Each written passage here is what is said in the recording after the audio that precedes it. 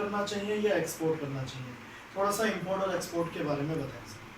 देखिए, अगर हमारे पास ग्राहक बाहर हैं, जैसे फॉर एग्जांपल ये विदेश है, ये इंडिया है।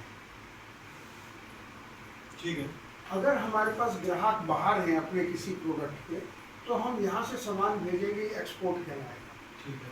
और अगर हमारे पास कोई सामान ऐसा है जिसको हमें यहाँ बेचना है, तो उसका सामान इधर आएगा और वो इंपोर्ट कहलाएगा। आज हम इंपोर्ट ले लेते हैं क्योंकि बाहर का ग्राहक ढूंढना एक अलग तरह का काम है, वो हम किसी और समय पे बताएंगे। ठीक है, तो आज हम बात करेंगे सर इंपोर्ट के बारे में। हाँ।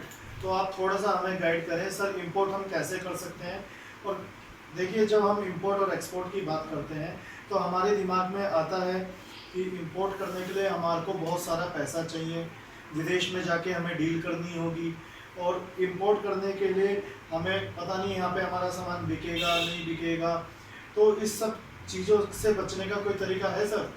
बिल्कुल। इंपोर्ट जैसे ही हम इंपोर्ट नाम शुरू करते हैं, तो सबसे पहले हमें आइटम सेलेक्ट करनी चाहिए जिसको हम यहाँ आसानी से मार्केट कर सकते हैं। वो हम अपने आसपास देखकर वो आइटम हम सेलेक्ट कर सकते हैं। और आपके इस चैनल के द्वारा जो भी लोग मुझ पर आएंगे, मुझसे बात करने आएंगे, तो हम उनको ये फ्री एडवाइस भी देते हैं।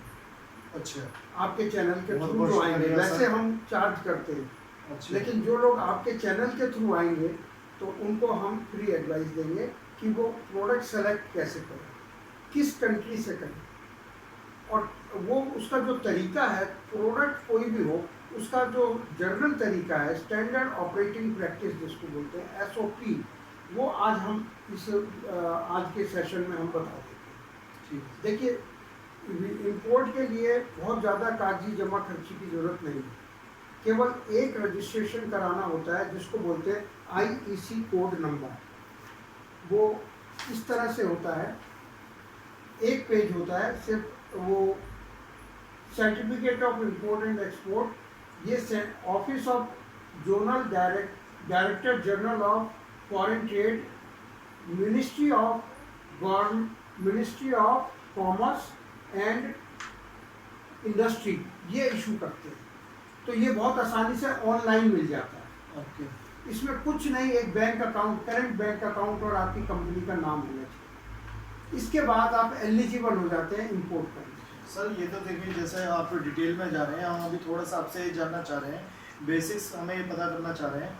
देखिए, हमारे बहुत सारे व्यूअर्स हैं जो बहुत कम पैसा लगा के काम स्टार्ट करना चाहते हैं, या पैसा नहीं लगाना चाहते हैं, या स्मॉल स्केल बिजनेस कर रहे हैं, उस बिजनेस को बढ़ाना चाहते हैं।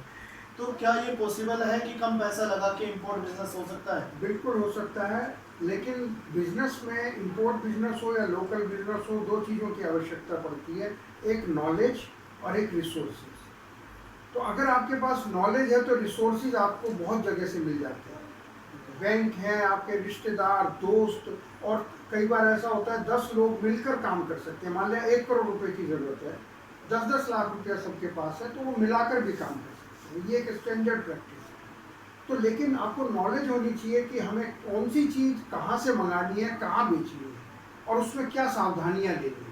तो सर क्या जैसे आप इस बिज़नेस को करते आ रहे हैं काफ़ी टाइम से, और हमारे जो YouTube दर्शक हैं और वो अगर इस बिज़नेस को करना चाहें तो, और हमारे चैनल के माध्यम से वो आपसे कांटेक्ट करना चाहें, आपसे सलाह लेना चाहें, तो क्या आप उनको सलाह दे पाएंगे सर? बिल्कुल शुभम जी, आप इतना बड़ा देश के लिए काम कर रहे हैं, तो हम भी अपना सहयोग पूरा देंगे। जो लोग भी आपके माध्यम से हमारे पास आएंगे, हम उनको पूरी बात बताएंगे, कहाँ से कौन सा प्रोडक्ट करना है, किस कंट्री से करना है, और सावधानियाँ क्या लेनी है।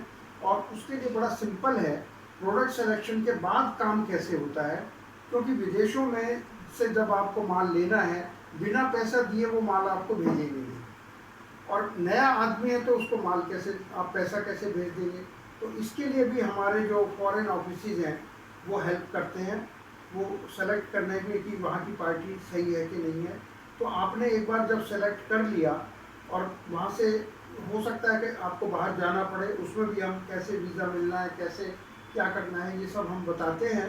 तो लेने के बाद वहाँ से जब आपने सोच लिया कि हमें किस कंट्री से लेना है, मान लिया आपको चाइना से कोई चीज़ इम्पोर्ट करनी है या दुबई से करनी है, तो ये डिफरेंट लोग हैं जिनसे आपको बातचीत करनी है। इनसे आपने अलग अलग भाव किए, बातचीत जिससे भी हो गई, तो ये माल पहले आता है सी पोर्ट पर, यहाँ से ये कंटेनर्स रखे जाते हैं, यहाँ से ये माल लोड होता है शिप के अंदर, शिप आता है कांडला, मुंद्रा, मुंबई, कहीं भी आता है। बहुत सारे पोर्ट हैं इंडिया के, करीब 42 पोर्ट है इंडिया में, वो कहीं भी आ सकता है।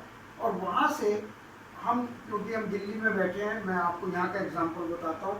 मान लिया वो प्रोडक्ट दिल्ली में ना बिक के लुधियाना में, मंडी गोविंदगढ़ में बिकता है, जहाँ फैक्ट्रीज हैं। फॉर एग्जांपल मेटल स्क्रैप है, उसका बहुत अच्छा मार्केट लुधियाना में है, तो वो माल पहले आएगा, मुंबई आएगा, मुंद्रा आएगा या कांडला आएगा, यहाँ से ट्रेन से वो माल यहाँ पहुँच जाएगा और लुधियाना में जो कस्टम हाउस ऑफिस है उसको छोड़ देगा, इसको ड्राई पोर्ट बोलते हैं।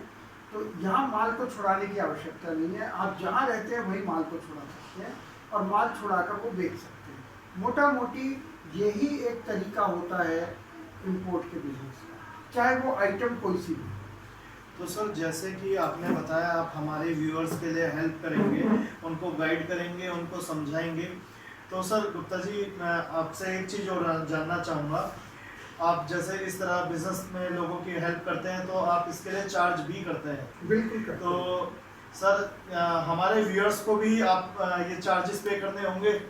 देखिए, उनको हम काफ़ी सहूलियत देंगे, काफ़ी डिस्काउंट देंगे, और अगर कोई आपके थ्रू कोई आपका रिकमेंडेड आता है तो हम उससे कम चार्ज करें। ठीक है सर, तो आज आपका बहुत सारा समय देने के लिए धन्यवाद सर। और सर आपसे हम इसी तरह के, अभी हमें पता है कि आप दिल्ली में ही हैं, उस टाइम जब तक आप, जब भी जाना होता है तो हफ्ते 10 दिन, 15 दिन, 1 महीने के लिए जाना होता है, फिर मैं इंडिया ही आ जाता हूँ। ओके सर, तो इस बारे में और सर आपके आपसे, माध्यम से जो आपके नंबर हैं, आपको मेरा पता रहता ही है कि मैं कौन से कंट्री में हूँ, तो ये बात आसानी से हम उनको बता सकते हैं। ठीक है सर, तो हम अपना नंबर जो है लोगों में दे देते हैं, और जैसे भी जो भी लोग आपसे मिलना चाहें तो हमारे थ्रू वो आपसे मिल सकते हैं। बिल्कुल, उनका स्वागत है, हम उनका पूरा ध्यान करेंगे। ओके सर, बहुत बहुत धन्यवाद सर, आपसे मिलकर बहुत अच्छा लगा सर। हमारे शो पे आने के लिए शुक्रिया। नहीं, आपने मुझे मौका दिया, मैं आपको शुक्रिया करता हूँ। ये सर आपका बड़प्पन है जो आप हमारे को इतना टाइम दे के हमारे साथ बैठे हैं।